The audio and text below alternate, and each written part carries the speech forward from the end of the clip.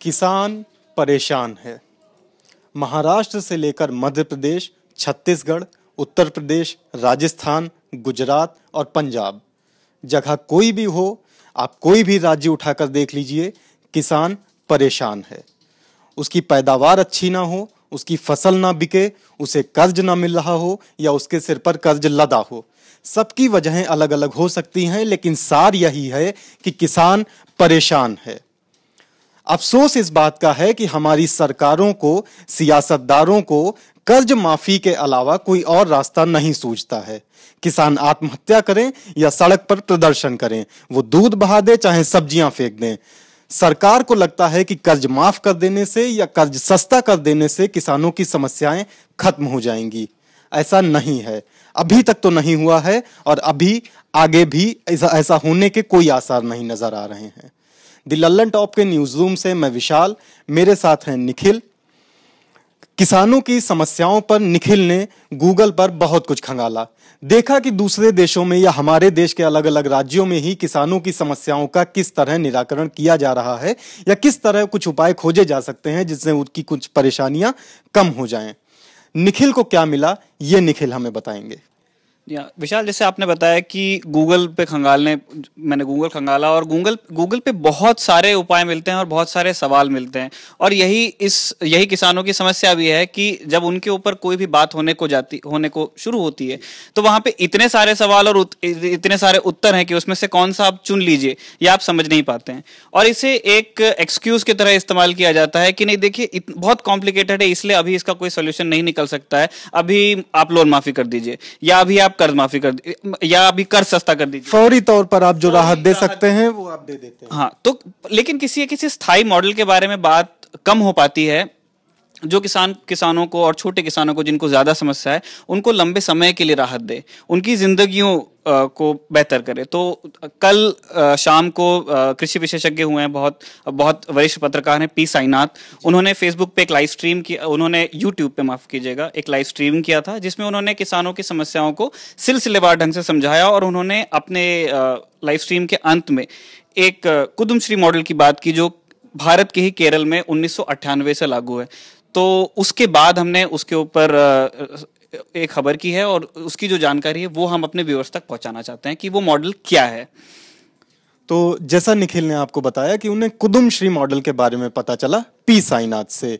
किसान लंबे समय से स्वामीनाथन की सिफारिशों को लागू करने की जिद कर रहे हैं, मांग कर रहे हैं। उनका जो तरीका है उसे आप जिद कह सकते हैं। उनकी मांग है कि स्वामीनाथन की सिफारिशें लागू कर दी जाएं तो सोल्यूशन निकल सकता है। निखिल हमें बताएंगे कि कुदुमश्री क्या तरीका है जिससे किसानों की समस्या को लंबे समय तक या कम से कम फौरी तौर पर नहीं, स्थायी तौर पर साफ किया जा सकता है, उनको सोल्यूशन दिया जा सकता है। हाँ, तो दरअसल हुआ ये कि 1996 में केरल में पब्लिक प्लानिंग की बात हुई और कहा गया कि क्योंकि समस्याएं लोगों की हैं तो उन्हीं से पूछा जाए कि इसका सोल्यूशन क्या होगा, आप सुझाइए कि आपके आसपास जो समस्याएं हैं उसके लिए क्या किया जाए। तो पब्लिक प्लानिंग में ही आप देखते हैं 2 साल बाद 1998 में कुदुमश्री स्कीम की लॉन्च होती है। उसमें ये हम देखते हैं कि बहुत सारी महिलाएं जो हैं जो अपने घरों तक सीमित हैं, उनके साथ जेंडर जस्टिस नहीं हो रहा है, उनकी जिंदगी में अपने पैर पे खड़े होने के लिए उनके पास कोई चारा नहीं है। तो इनको ध्यान में रखते हुए, और खासकर ग्रामीण परिवेश की हम बात कर रहे हैं क्योंकि केरल में वैसे तो बहुत जेंडर जस्टिस का माहौल है पर वो ज्यादा आपको दिखेगा जो केरल के शहर हैं। गाँव में स्थिति लगभग वैसी है जो हमारे बाकी देश की है। तो खास तौर पे महिलाओं को ध्यान में रख के कुदुमश्री मॉडल का गठन हुआ और उसमें ये हुआ कि छोटे छोटे समूह बनाए जाएंगे महिलाओं के, पर ये बिल्कुल जिस तरह से बाकी एनजीओस चलते हैं उस तरह का नहीं होगा। ये एक स्ट्रक्चर्ड मॉडल होगा जिसमें एक छोटा गुट होगा, फिर उसके ये कम्युनिटी डेवलपमेंट सोसाइटी कहलाती है, उसके बाद फिर एरिया डेवलपमेंट सोसाइटी और ऐसे ये स्ट्रक्चर ऊपर तक जाता है मंत्री लेवल तक के।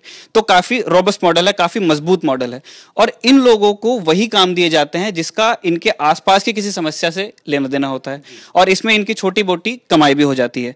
तो ये मोटा माटी कुदुमश्री मॉडल है। और कुदुमश्री के अंदर क्योंकि हम किसानों की बात कर रहे हैं तो कुदुमश्री में हम बात करेंगे जो किसानों को, खास तौर पे किसानों को डेडिकेटेड जो पॉलिसी है वो है संघ कृषि।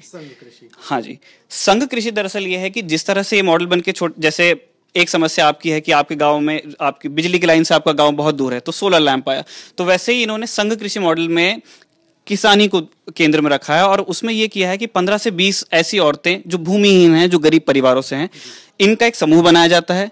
फिर सरकार मध्यस्थता करती है, सरकार एक बिचौलिया की भूमिका अपनाती है और इनको जमीन लीज पे दिलवाती है।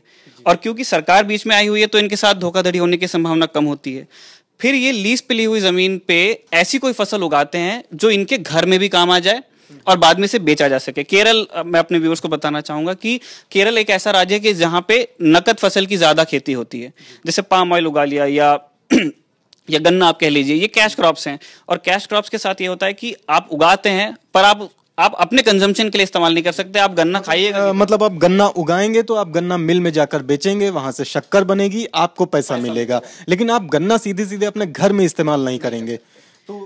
तो कुदुमश्री में ये उन्होंने किया कि ये लोग खाने पीने के सामान उगाते हैं, जैसे सब्जी हुई, धान हुआ। और ये केरल में बहुत दिनों बाद हो रहा था। केरल में लगभग ये स्थिति आ गई थी कि खाने पीने का सामान है और धान भी है, वो बाकी राज्यों से वहां इंपोर्ट करना पड़ रहा था। और इस वजह से जो गरीब लोग हैं उन पर डबल मार पड़ती थी, क्योंकि रेट ज्यादा है। और केरल में वैसे भी जो वहाँ का आप कहिए कि सरकारी रजीम है, वहाँ पे प्राइस रेगुलेशन बहुत कम है ना।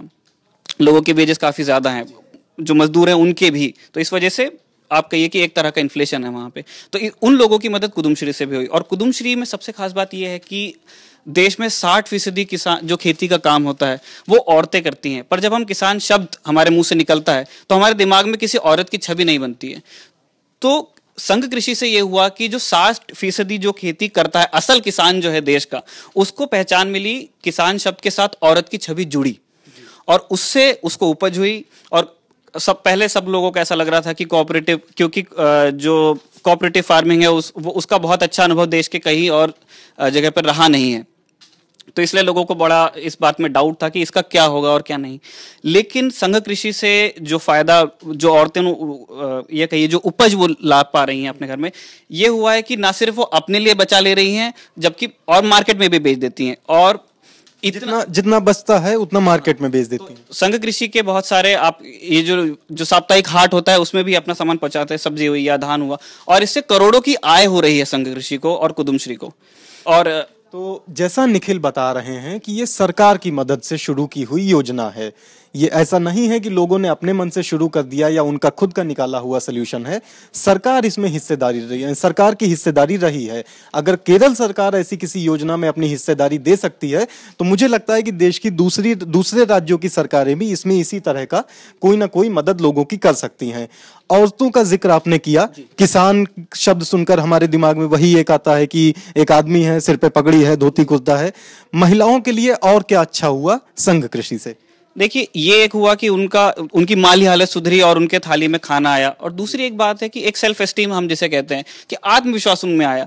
आज ये स्थिति है कि सबसे ज्यादा जो केरल के जो ग्रामीण शाखाएं हैं वहां पे बैंकों की, उसमें सबसे ज्यादा पैसा कुदुमश्री में जो महिलाएं काम करती हैं उनकी जेब से जाता है। तो वो सबसे बड़े डिपॉजिटर हुए और वहां पे जब वो मैनेजर के साथ जाकर बात करती हैं तो उनके साथ कोई बदतमीजी से पेश नहीं आता है।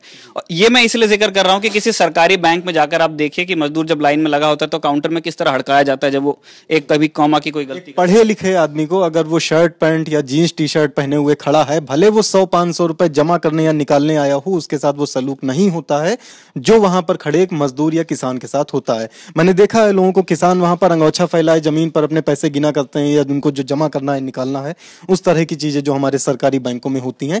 निखिल बता रहे हैं केरल में इस तरह की दिक्कत नहीं है। क्यों? क्योंकि संघ कृषि योजना से महिलाएं इतना कमाती हैं, इतना जमा करती हैं कि बैंक वालों को उनसे ढंग से बात करनी ही पड़ती है।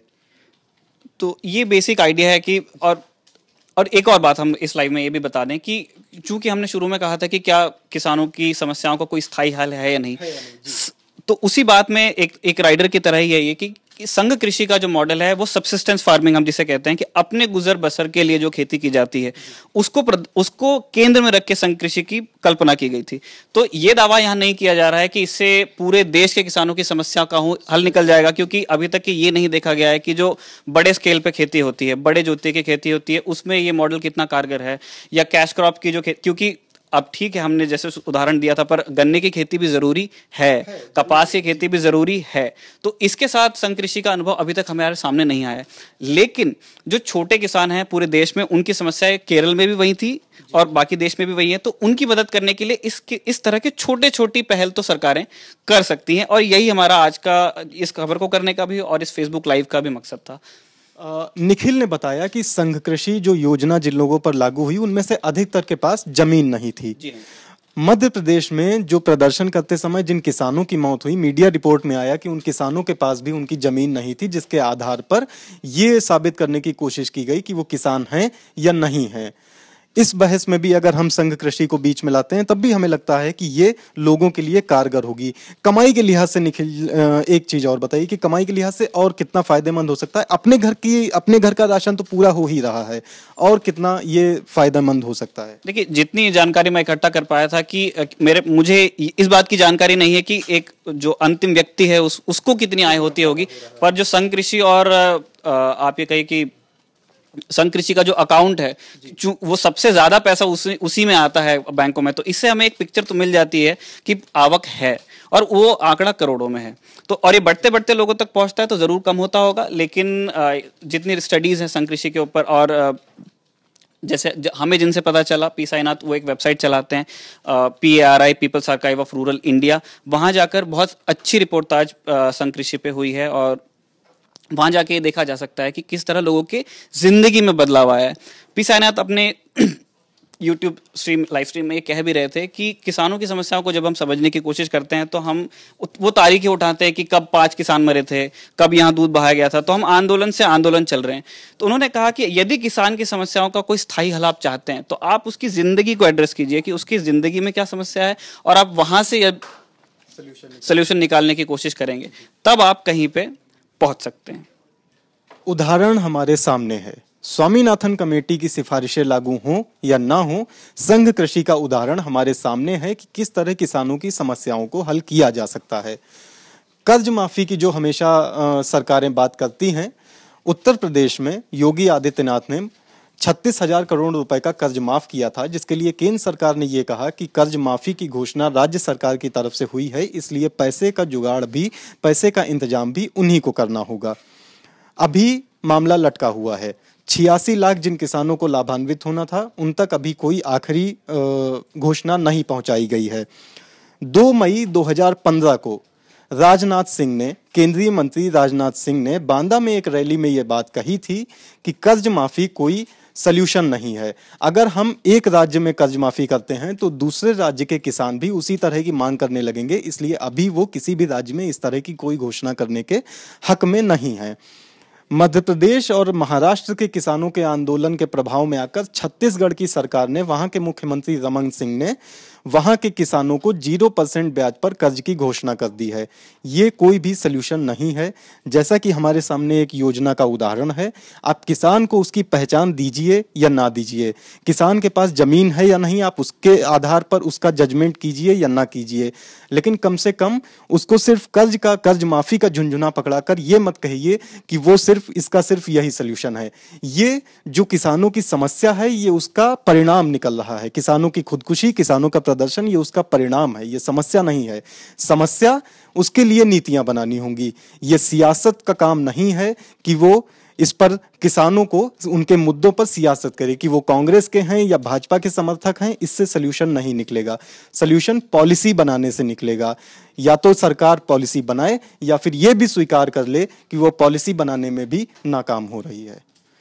द लल्लन टॉप के साथ किसानों के इस आंदोलन, किसानों की इस समस्याओं पर और भी सारी बातें जानने के लिए हमारे साथ जुड़े रहिए। यूट्यूब पर हमें सब्सक्राइब कीजिए, फेसबुक पर हमें लाइक कीजिए।